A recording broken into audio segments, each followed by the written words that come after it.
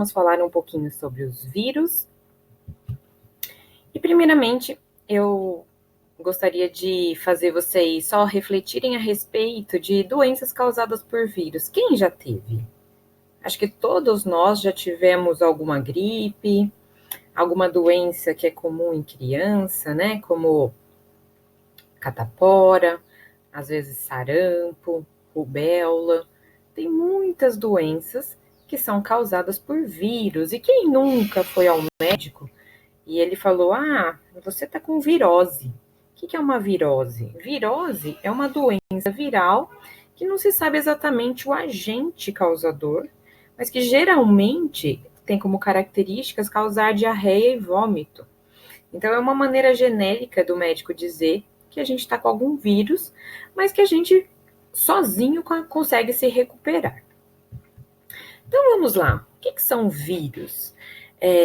Vírus não são seres vivos. Há uma polêmica muito grande em relação aos vírus, porque eles não são formados de célula, só que eles dependem das células para se multiplicar. Então, vamos lá nesses conceitos que eu listei aqui para vocês no primeiro. Então, os vírus são partículas infecciosas específicas. Eles têm uma especificidade muito grande que podem causar doenças em diferentes seres vivos, tais como plantas e animais, mas também em outros tipos de seres vivos, né? Tem vírus que atacam algumas bactérias. Eles são, como eu disse anteriormente, são acelulares, ou seja, eles não são formados de célula. Lembrando que uma célula é formada por membrana, citoplasma, dependendo da célula, pode ter vários tipos de organelas, e não possuem metabolismo. O que não possui metabolismo? Eles não conseguem fazer as funções metabólicas que uma célula consegue fazer, que são reações químicas. Então, os vírus, eles precisam estar no interior, né? Então, aqui, ó, logo depende de uma célula hospedeira para se multiplicar. Eles precisam estar dentro de uma célula para que ocorra o metabolismo. Então, o metabolismo não é deles. Eles utilizam toda a maquinaria celular para poder fazer novos vírus e se multiplicar. Então, por isso, essa frase aqui, gente, é muito importante. Os vírus são parasitas intracelulares obrigatórios. O que significa isso? Eles parasitam, eles entram no interior da célula e mandam nela. É como se fosse um bandido, um ladrão que entra dentro de uma casa e começa a falar tudo que as pessoas que ali vivem têm que fazer.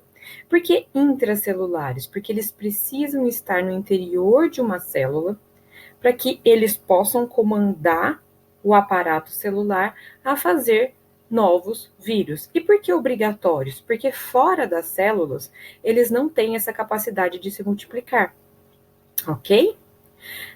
A infecção viral geralmente ocasiona a morte das células parasitadas, geralmente, tá, gente? E muitas vezes as células, elas ficam tão carregadas de vírus que, para esses vírus serem liberados, elas precisam se romper, elas são lisadas, por isso que causa a morte destas células.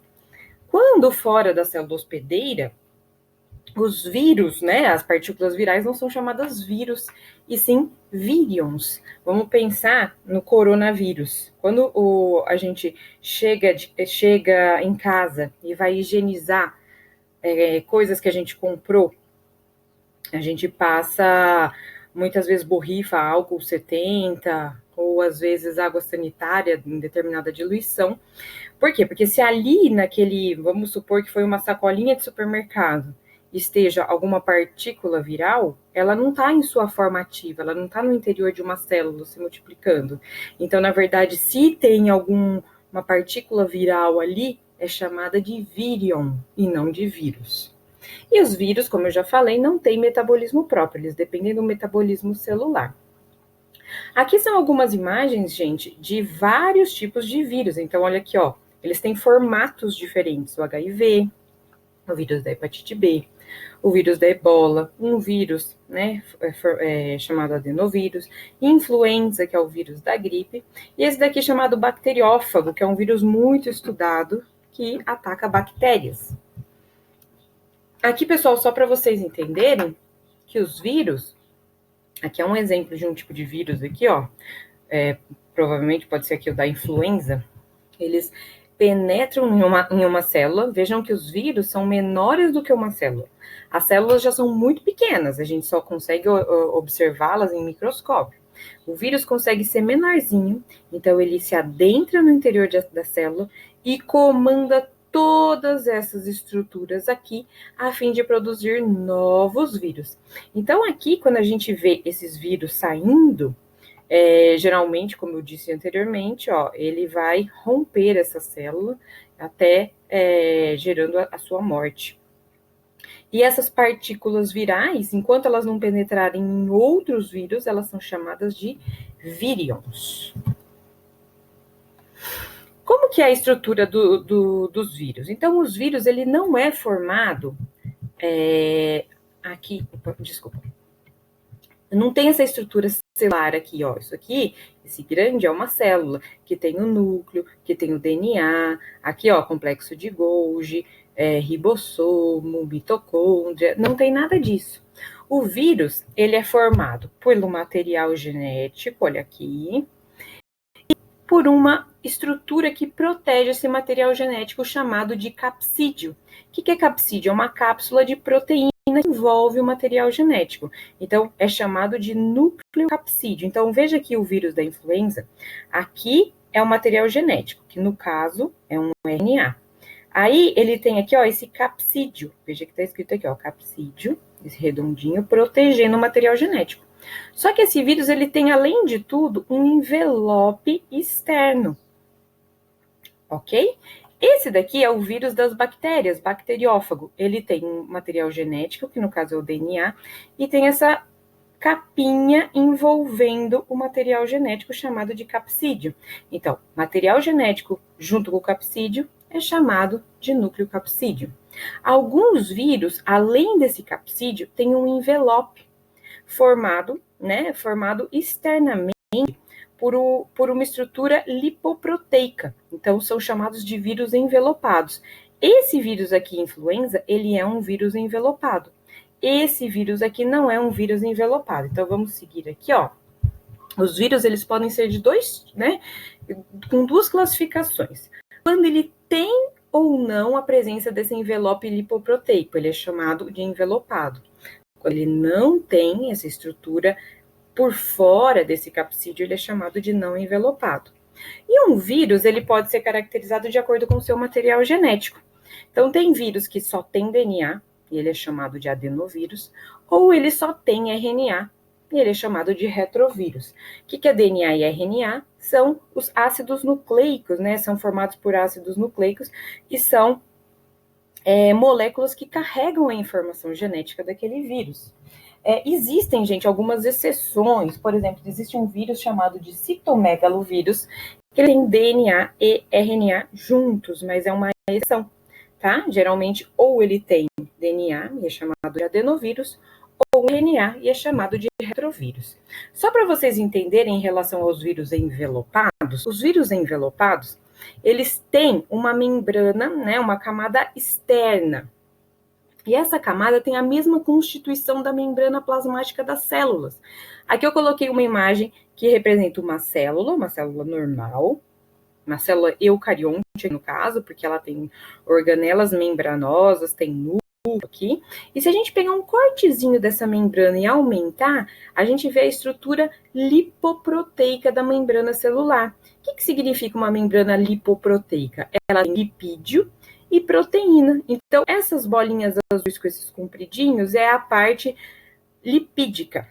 E essa parte aqui, rosinha, representa as proteínas, muitas vezes chamadas de glicoproteínas. São proteínas associadas a carboidrato, tá? Então, isso foge um pouquinho da aula, eu não estou querendo que vocês aqui compreendam com detalhes a membrana plasmática, mas só entender que essa é a estrutura da membrana plasmática de uma célula, e quando eu chamo o vírus de vírus envelopado, vamos voltar aqui nessa imagem aqui, ó, ela tem essa camada externa, e essa camada externa, ela é, né, vamos falar, né, idêntica a uma membrana celular.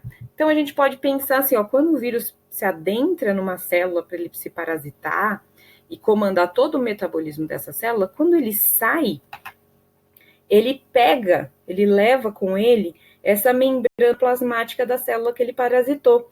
E isso faz com que se forme esse envelope, tá? Na parte que é viral, assim, na parte do material genético daquele capsídeo, e ele inclui nesse vírus uma nova camadinha, que seria essa camada lipoproteica. Tudo bem, gente? Os vírus, eles são tão pequenos, que para a gente visualizá-los, a gente tem que utilizar um microscópio eletrônico. Então, aqui são imagens verdadeiras de alguns vírus, que são observados nesses tipos de microscópio. Eles são muito grandes, não é qualquer lugar que tem um microscópio desse tipo, apenas em lugares que pesquisam, né, que fazem pesquisas científicas, em laboratórios, em universidades, em centros de pesquisa, diferente desse aqui que eu coloquei para vocês, que é um microscópio óptico. No microscópio óptico, a gente consegue ver células, né, diferentes tipos de células, protozoários, bactérias, células humanas, células vegetais, mas não conseguimos ver vírus.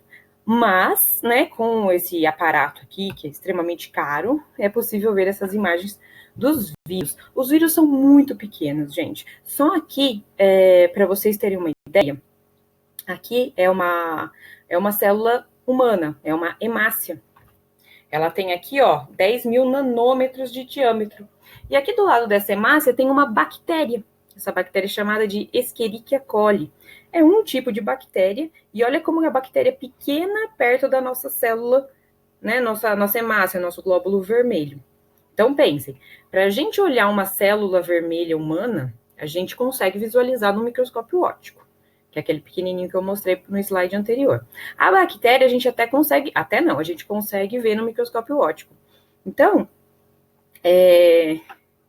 se vocês observarem, ó, aí aqui é aumentado um pouquinho o tamanho da bactéria, só para vocês verem o tamanho de um vírus. Olha o vírus aqui, esse vírus é o bacteriófago, é o vírus que parasita células de bactéria, tá? Então, aqui tem alguns exemplos, ó, poliovírus, bacteriófago, 50 nanômetros tem um bacteriófago, ok? Então, são muito pequenininhos, ó, mosaico do tabaco, esse vírus aqui, gente, aqui no cantinho aqui que eu tô circulando, ele é um vírus de planta. Olha o formato dele como é diferente.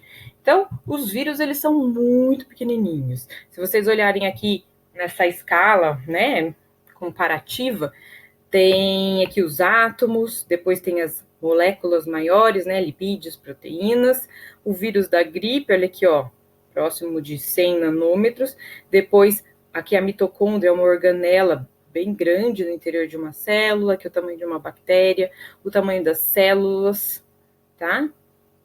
Então, só uma proporção para vocês terem a noção de como um vírus é pequeno. Os vírus, lembra que eu falei lá no primeiro slide, eles são altamente específicos. Então, por exemplo, se eu pegar um vírus de planta e passar no meu rosto, não vai acontecer nada. Por quê? Porque são vírus que só vão parasitar determinados tipos de célula. Como a célula vegetal é totalmente, né, assim, tem as suas particularidades diferentes da minha, o vírus não vai conseguir se adentrar e me causar nenhum mal. Então, eles são muito específicos. Então, se ele é específico àquele tipo de célula, o sintoma da doença vai ser relacionado com a destruição daquela célula que ele parasitou. Então, aqui eu deixei um exemplo, a raiva, né? O vírus que causa a doença chamada raiva. Os vírus, eles têm afinidade com células do sistema nervoso de mamíferos. Então, ele vai causar problema onde? Na parte neurológica da pessoa. Então, é diferente de um vírus da gripe, em que atacam as células respiratórias, né? As células do pulmão, enfim, totalmente diferente. Então, cada vírus, ele tem a sua especificidade. Então, aqui mostra uma imagem de um vírus e da célula que ele vai parasitar. Então, vejam que interessante. Esse vírus aqui, no caso, ele representa um vírus envelopado. E um retrovírus, como eu sei? Porque ele tem o RNA como material genético, tá vendo? Ele tem uma fitinha de RNA. Ele tem uma cápsula chamada capsídeo. Então, lembrando, essa parte aqui, azul com verde, é chamada de núcleo capsídeo. E ele tem também um envelope. Então, ele é um vírus envelopado porque ele tem essa membrana lipoproteica. Nessa membrana lipoproteica, ele tem umas estruturas aqui, ó, que são de glicoproteína. E ela se liga exatamente a um receptor de membrana da célula parasitada. É muito louco pensar que os vírus conseguem reconhecer as células, parece que as células que vão ser parasitadas estão prontas a receber o vírus, isso que é muito interessante. Então, veja lá, o vírus, ele encosta nesse receptor, né, e aí ele consegue se adentrar. Muitas vezes os vírus penetram inteiramente no interior da célula, ou às vezes penetra só o material genético, tá? Então, depende do tipo de vírus. Então, veja aqui, é uma célula que tem o seu núcleo com o seu material genético, e as células têm esses receptores que vão reconhecer e como se permitisse a entrada desses